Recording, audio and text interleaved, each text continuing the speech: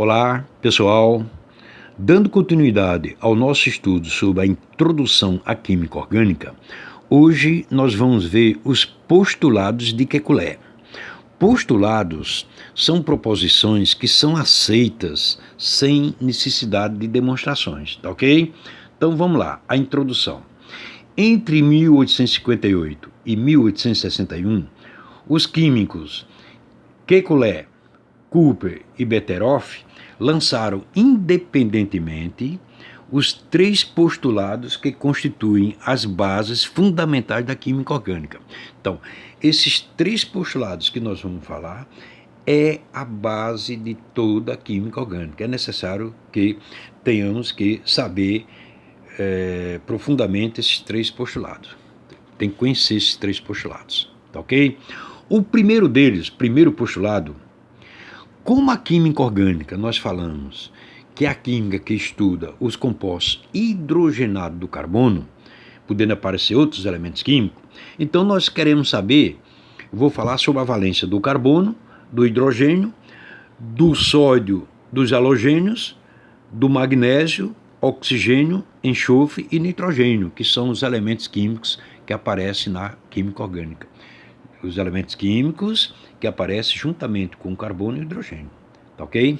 Então, valência é a tendência que tem um átomo de perder, ganhar ou compartilhar elétrons. Tá? Quando eu falo o carbono é tetravalente, então ele tem tendência a ganhar ou compartilhar 4 elétrons. Ele faz 4 ligações covalentes. É bom lembrar que o hidrogênio, o sódio e os halogênios são monovalentes.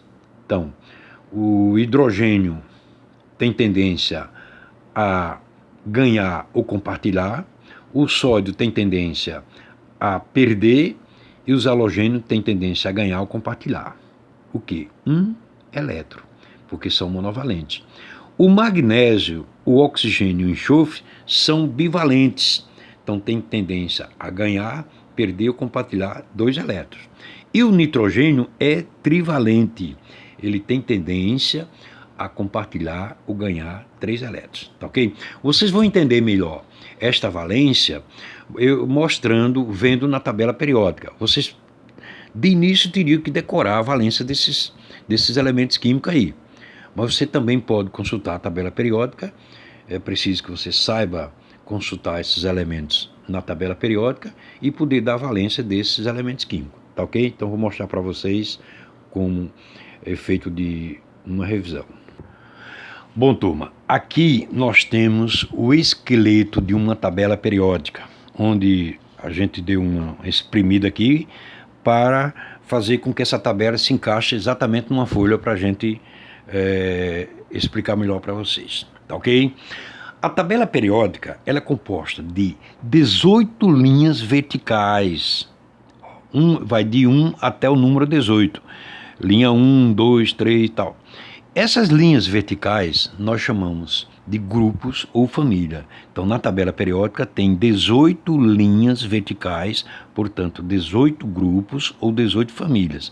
Grupo 1, grupo 2, 3, 4, 5, 6, 7, 8, 9, 10, 11, 12, grupo 13, 14, 15, 16, 17, 18. Tá ok?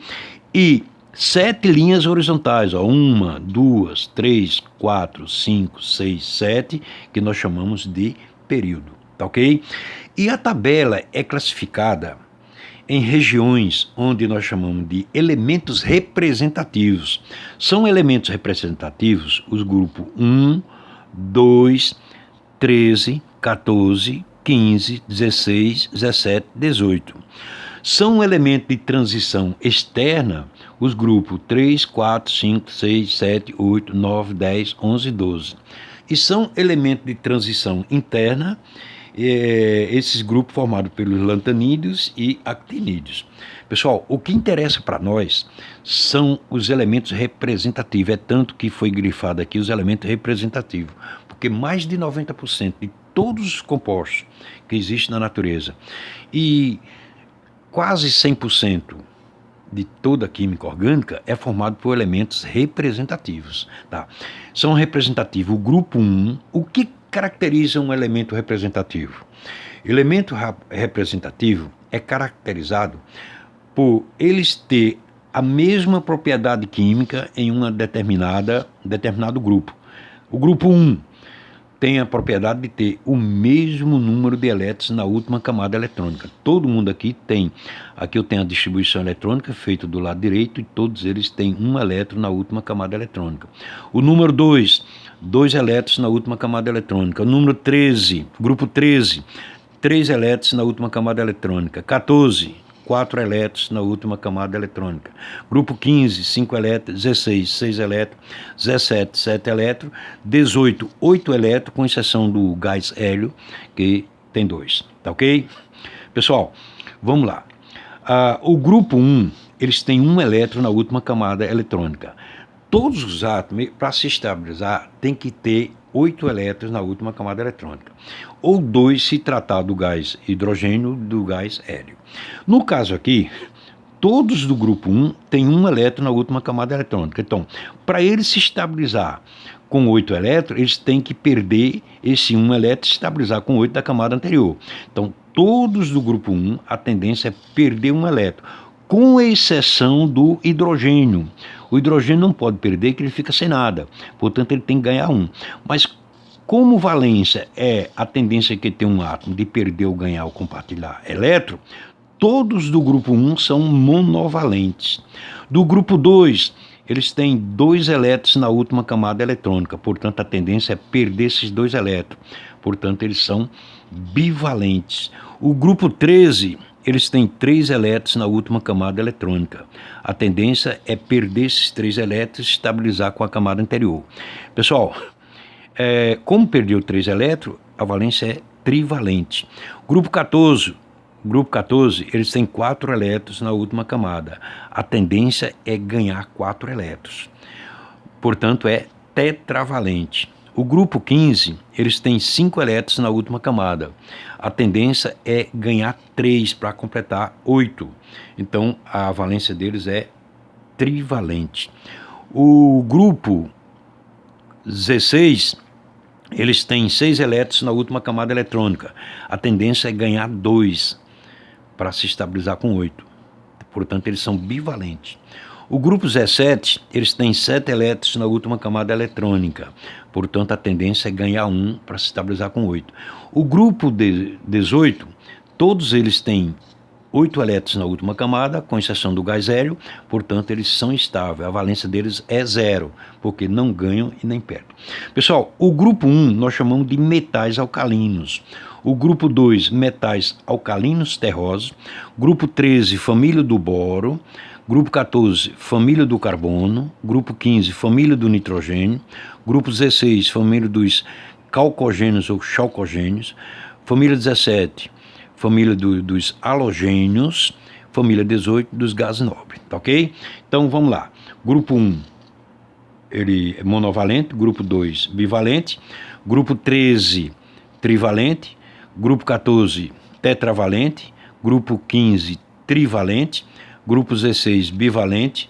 Grupo 17, monovalente. E grupo 0, valência 0. Tá ok? Então é importante que vocês saibam qualquer elemento químico. Vamos imaginar o seguinte: você quer saber do bromo, qual a valência dele? Aí você vem aqui na tabela, grupo 17, tem 7 elétrons na última camada, a tendência é ganhar 1, portanto ele é monovalente. Vamos pensar no cálcio. O cálcio, ele está aqui, no grupo 2, portanto ele tem 2 elétrons na última camada, a tendência é perder esses 2 elétrons, portanto ele é bivalente. O carbono se encontra aqui, então o carbono ele tem 4 elétrons na última camada, ele é tetravalente. Então vamos lá. O hidrogênio, ele tem 1 elétron na última camada, ele é monovalente. O carbono, ele tem 4 elétrons na última camada, é tetravalente, tá? Aí ele diz que o hidrogênio, o sódio e os halogênios são monovalentes. Então, o hidrogênio realmente é monovalente. O sódio se encontra aqui, também é monovalente, né?